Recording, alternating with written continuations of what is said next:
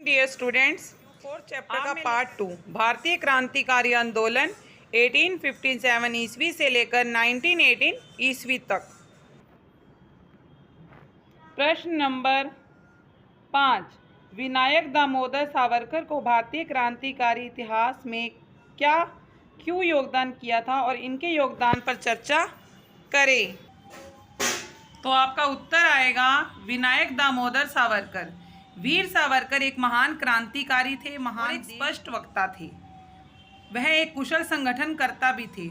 उन्होंने आजीवन यानी जीवन भर देश की स्वतंत्रता के लिए तप त्याग किया। भारतीय जनता उन्हें स्वतंत्र वीर की उपाधि भी दी थी। भारत की जनता ने 1901 में जब बाल गंगाधर तिलक के संपर्क में आए यानी उनसे मिले तो अपने मित्रों के साथ मिलकर उन्होंने मित्र मेला नामक संगठन बनाया।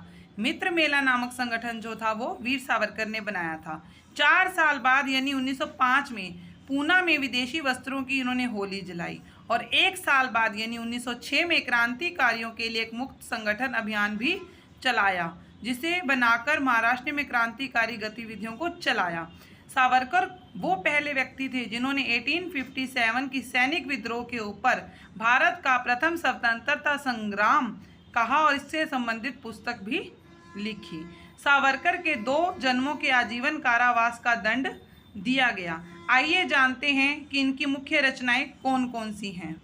इनकी मुख्य रचनाओं में the Indian war of independence, second Hindu पर पादशाही, तीसरी है थर्ड हिंदू राष्ट्रीय दर्शन, चौथी है लेटर्स फ्रॉम अंजुमान और 5वीं है एसोसिएशन ऑफ हिंदुत्व। इस तरह आप कोई भी 5 ये वाली 5 इजी आपको याद भी हो जाएंगी।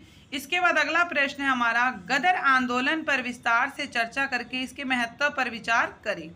गदर आंदोलन 19वीं शताब्दी के आरंभ में भारत से कई भारतीय धन कमाने व जीविका कमाने के साधन ढूंढने के लिए America, Burma, Singapore, Canada, Hong Kong जैसे देश जाते थे, परंतु भारतीय होने के नाते विदेशों में भी उनके साथ बहुत बुरा व्यवहार, बात पर उनका अपमान किया जाता था।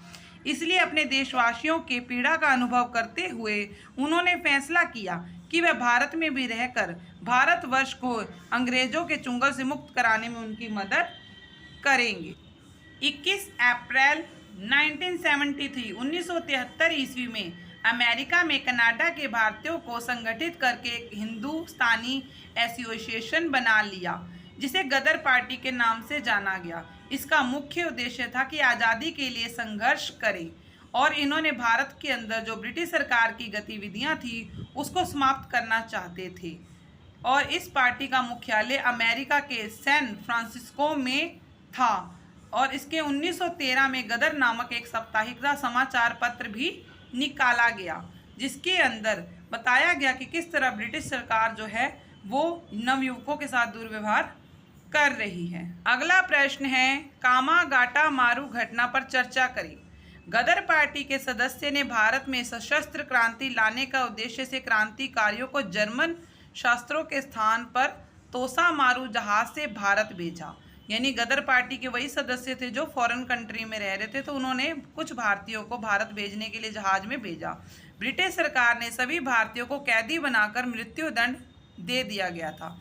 तभी कनाडा में रहने वाले भारतीयों की मदद से बाबा गुरदित्ता सिंह ने कामागाटा मारू भारतीयों को कनाडा के लिए भेज दिया था, रवाना किया। लेकिन जब ये जहाज कनाडा पहुंचा तो केवल 24 भारतीयों को उतरने की इजाज़त दी गई। इसमें जबकि बैठे थे 340 सिखों, हिंदू, मुसलमानों को जबरदस्ती कहा गया कि वो वापस चले जाएं। उन्हें भारत भेजा जा रहा था। जब जहाज कलकत्ता पहुंचा तो वहां नीचे उतरने की इजाज़त नहीं दी गई, तो बलपूर्वक पंजाब भेजने का उन्हें प्रयास करने लगे। जिन लोगों ने कलकत्ता में प्रवेश करने की कोशिश तो की, तो सरकार ने उन निर्दोषों पर गोलियां चला दी। जिन्होंने जबरदस्ती उतरने की कोशिश की उन्हें गोलियों से मार दिया गया। 19 लोगों की मौके पर मौत हो गई और इस घटना से आज़ादी की लहर और भी तेज हो गई। तो ये थी हमारा कामागाटा मारू की घटना।